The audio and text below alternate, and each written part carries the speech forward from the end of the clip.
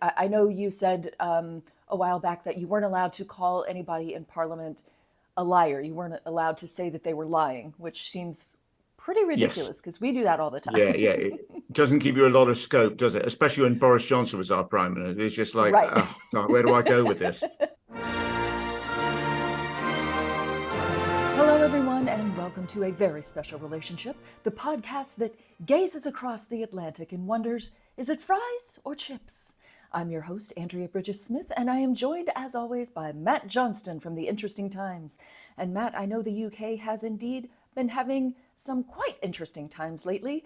I am hoping that the riots have started to go quiet. I hope I'm not tempting fate to say that it is starting to look that way. In fact, last weekend saw a whole ton of counter protests, which dwarf the protests or riots, as they should be called. I hope this is a good sign. But the police are on standby this weekend, in fact, as there is concern something could actually happen, but nothing concrete. I suspect the police will also be hoping nothing concrete gets thrown at them. Sorry, disturbing joke. We here in the States salute that joke, and everybody keep your concrete to yourself. We are starting to see a bit of a clear up, though, as the police are swooping in on the rioters, and about 500 have so far been charged, and about 100 are already spending time at His Majesty's leisure. You probably don't have that phrase over there, but it basically means prison. Ah, So they're currently contemplating their recent life choices. Justice moves fast in the UK when it needs to. Prime Minister Keir Starmer used to be Director of Public Prosecutions when the London riots happened in 2011. So we've had this before. So he was doing that before he became a politician. So he knows a thing or two about dealing with these sorts of things quickly. And you'll love this, Andrea. He's been criticised by none other than Boris Johnson for cancelling the Rwanda scheme, which has seen the so-called anti-immigration riots. Johnson says it shows that Starmer doesn't care, but I might suggest it shows that Starmer does care and indeed understand. And further to that, he's actually cancelled his holidays, Keir Starmer, just in case the riots happen again. Something the bloke who was London mayor when the riots happened in 2011 didn't do. Do you know who that was, Andrea? it's got to be Boris Johnson, right? Correct. So anyway, of course, they probably won't get as much time as they should in the UK prisons with the writers because we've been running over stretched capacity for the last 18 months or so. 8 months or so. Something else we've got to thank the Tories for. But anyway, Andrea, one problem at a time. So tell me, what's going on over there? Well, continuing with our theme of interesting times, Trump has had an interesting week. He is down in a lot of the polls, and the media coverage of his campaign has been largely negative.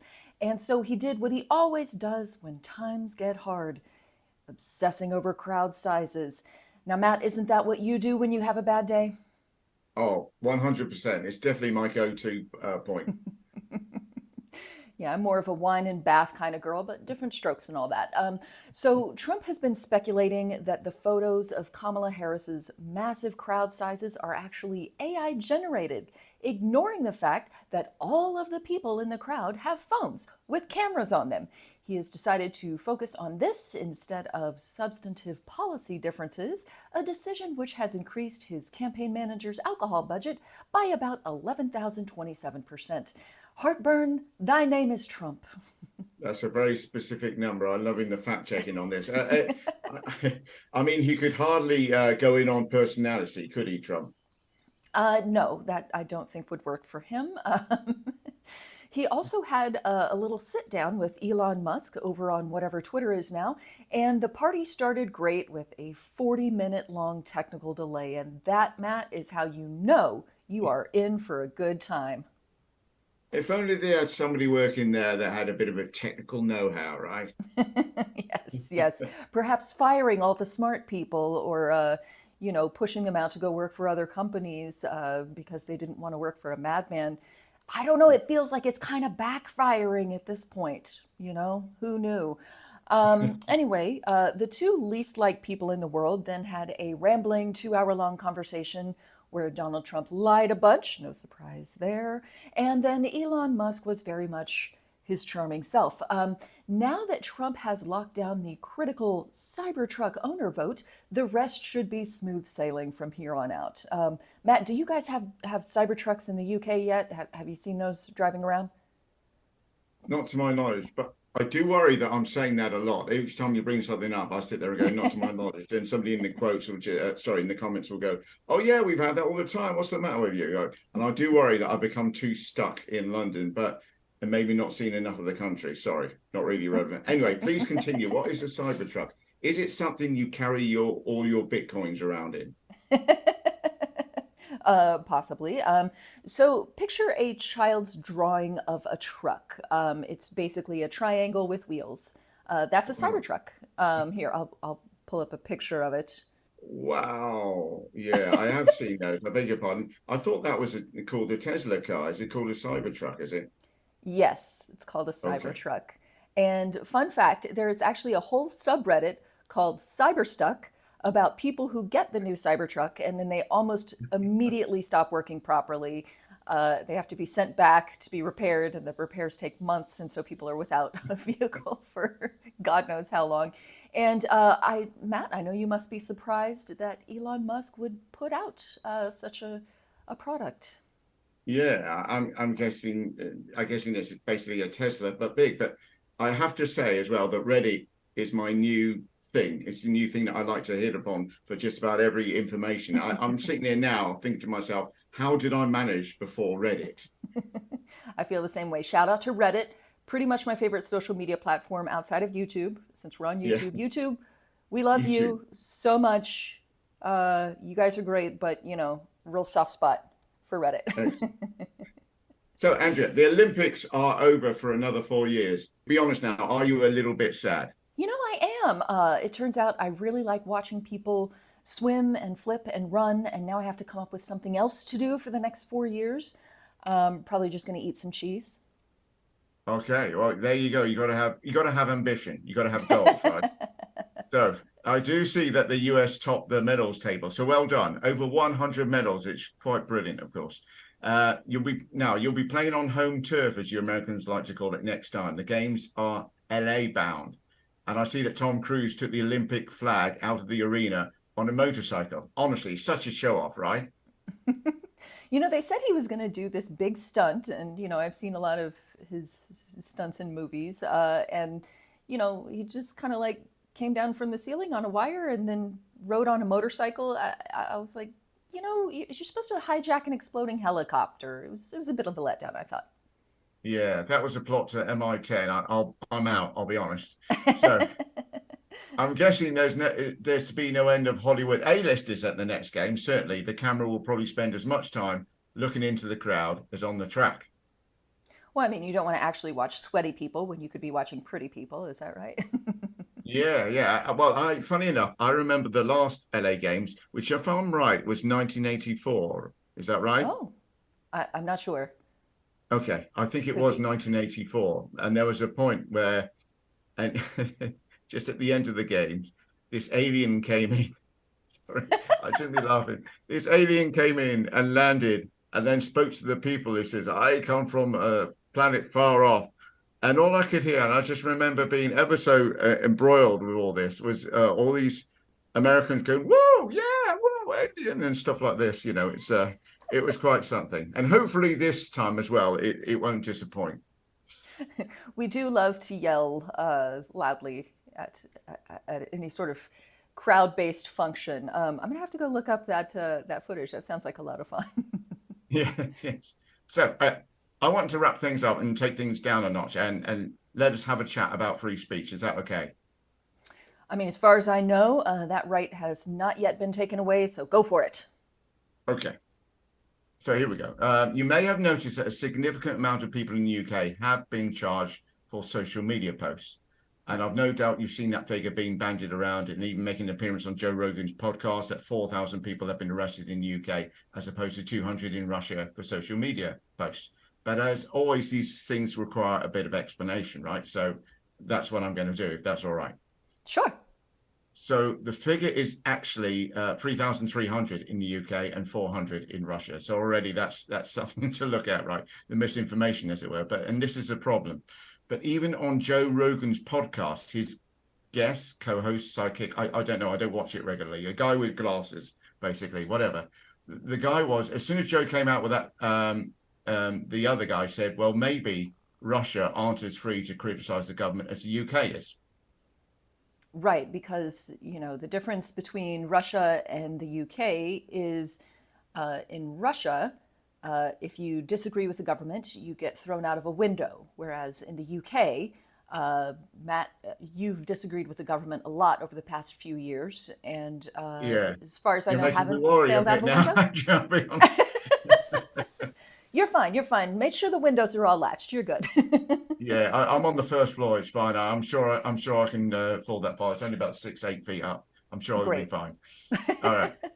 Anyway, there's so many points here. There's something called the Freedom House think tank, which is an American organization. So thank you guys for that, where they're working as an independent watchdog organization dedicated to expansion and freedom and democracy, which is their words. You can find it on their website, not mine. But they Okay. produced something called the Freedom of the Net Index. And I have to say, it's quite fascinating, Andrea. I mean, go give it a look. They basically rank all the countries across the world based on your internet usage. Now, in 2017, when the 3,400 figures come from, Russia was 34 out of 100, and we were 76 out of 100. And if people stop and think about it, I don't think anyone's seriously suggesting that we have less rights to express ourselves in the UK than in Russia, as you were quite rightly saying. We certainly have, again, you were quite right about this, how we got more rights to criticize the government. At least I hope so. Otherwise, otherwise my channel's going to be shut down fairly soon, I think. No, you look like you're not sailing out of a window right now. Again, I think you're okay. Don't go to Good, Russia and good. spout off about Vladimir Putin, though, just for safety reasons. Yeah, I've given the door locked anyway. I'm not going to answer it anytime soon. All right. So it's also worth mentioning that Russia has now effectively banned Facebook and Twitter for the last 2.5 years anyway, and their freedom of the internet score has gone down to 19, while ours has gone up to 78, which makes sense as I can't see Putin mellowing in his old age. Nah, man, that guy poisons people like a 20-year-old. Virile. Yeah, he does. He does. He's got all that figure, hasn't he? Yes. So Yes, yes. back to the original point. Should you be allowed to be offensive online? Well, I would say that's the wrong question. It should be more about, should you be allowed to create or repeat lies online or intimidate and threaten? Now, I am happy to concede that as everything is not necessarily fact-driven, that there is nuance in expressing an opinion. So yes, certainly. And via expressing an opinion about a public figure, show, film, etc., basically anything that's in the public domain, but not if that goes against facts, surely. Yeah, Yeah, I mean, it's tricky, it is tricky. because I think let's take the example of one might say that I have not been a huge fan of Donald Trump, if I may use the British propensity for understatement. Hmm. But it's one thing for me to say I really dislike this guy. It's another thing for me to say to my followers, and I think one of you should go do something about it. And then one of Yeah, them goes and does something about it. That would be bad. P.S. My followers, please don't do anything except go vote. Vote so that's hard, just the one time, but go vote. Go bring your friends to vote. We're going to vote. That's how we're going to deal with this. that's the But step up. Yeah, there's this continuum, right? Of over here, what's frustrating about it is I'm allowed to lie, or I refer to it as I have the right to say the wrong thing. mm, As an American, we get free speech, and it's we are allowed to lie, but when your lie causes physical harm to other people, like for example, the January 6th riot. Trump has, the freedom of speech to go up mm, there and make a speech. But when he says, now follow me to the Capitol after he's pissed all these people off, it's like, when does your free speech turn into your culpability? And there is yeah. a bit of a gray area in there that I think both of our countries are trying to figure out.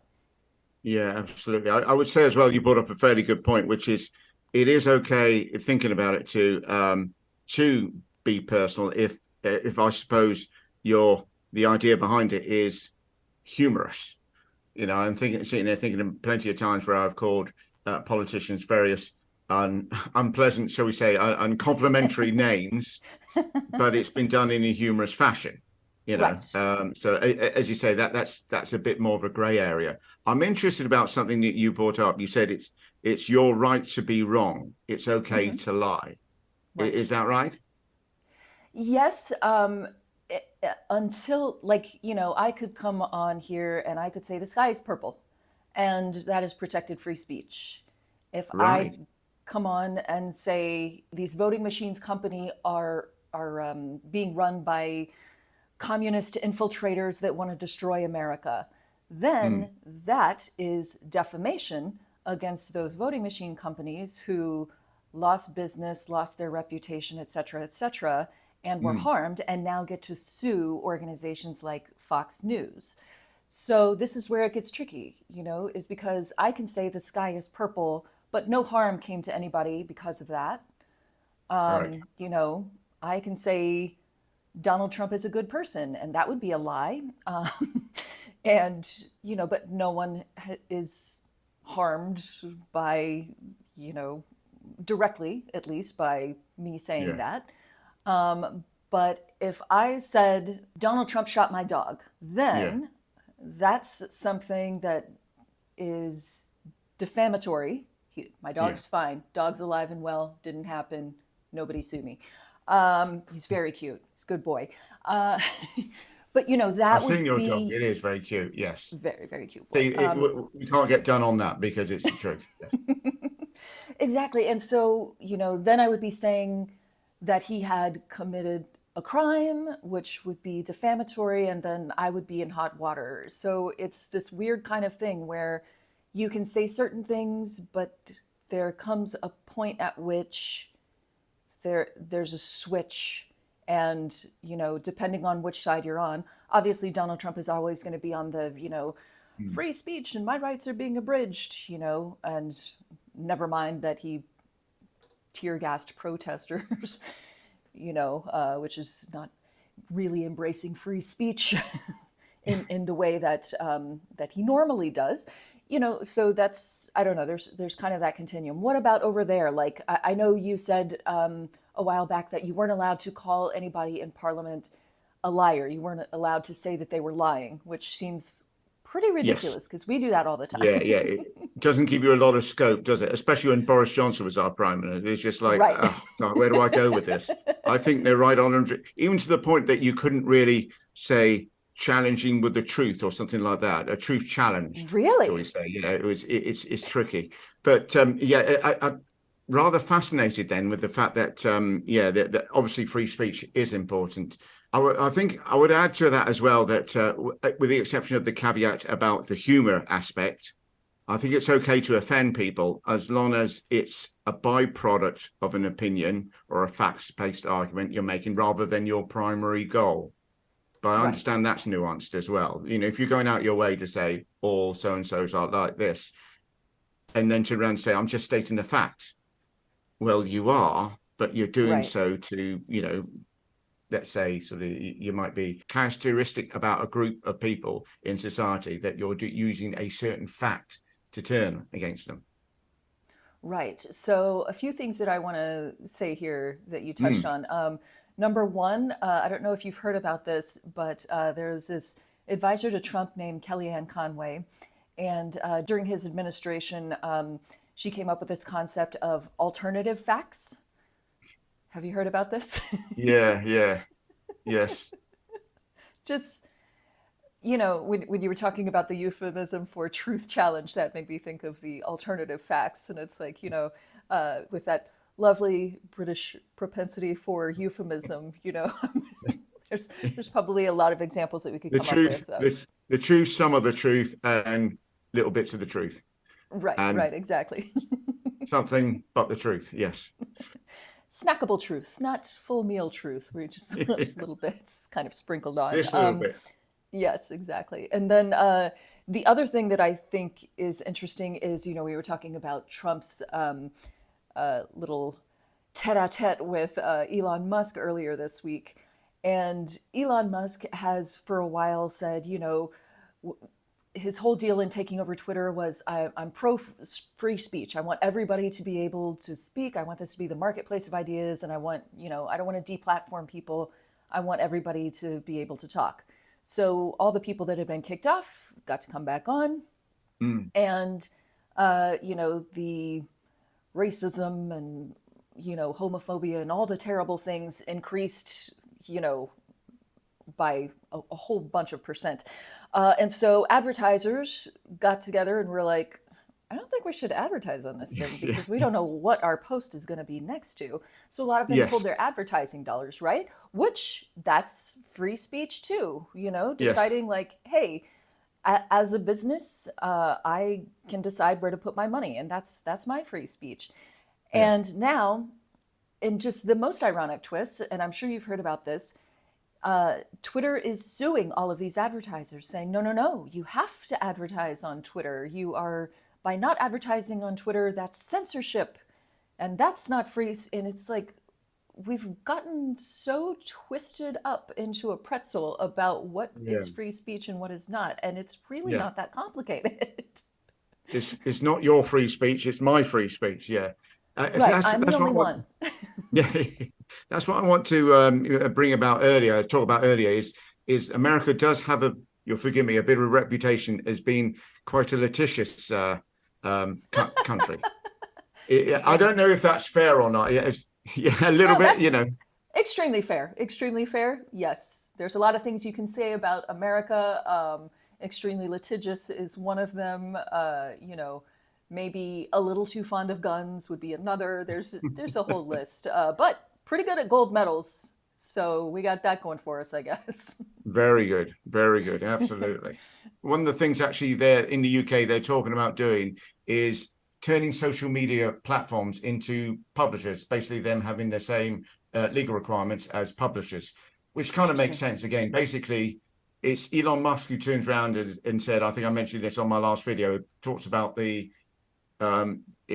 is the UK's biggest news app, Right. which is a surprise to all of us. We're like, it's a news app? You know, I was sitting there talking about sort of some picture of some celebrity or something doing the rounds, and now you're telling me it's news, which is the problem, of course, because it's just opinion based. It's not Right. news and AI based and things like that. So, yeah, if a newspaper, if they turn around and say, well, basically, we're like a news channel, a newspaper, fine, then you're going to have the same legal requirements as a news channel. If a news channel produces a story which is a load of bunkum, then basically they get into trouble. Somebody gets fined, somebody loses a job. Yeah, I mean, over here, I think about this with like Fox News, for example, who regularly says things that are not true. And as I mentioned earlier, have been sued by the likes of, voting machine people. I think even Hunter Biden was suing them at some point.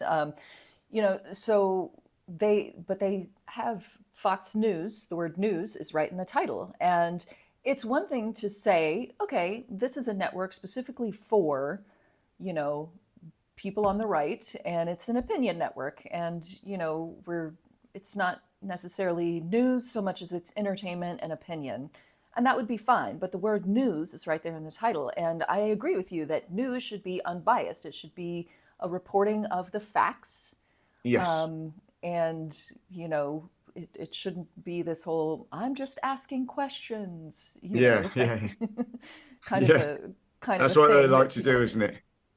Funny yeah, that you like, should say that. Yeah, funny that you should say that because GB News, which obviously started as the British version of Fox News, mhm, is now claiming it's not a news channel because it's come under some fire from Ofcom, who are basically the regulatory body over here, about the fact right. that Tory ministers have interviewed as presenters have interviewed Tory ministers on their show about Tory policy and stuff.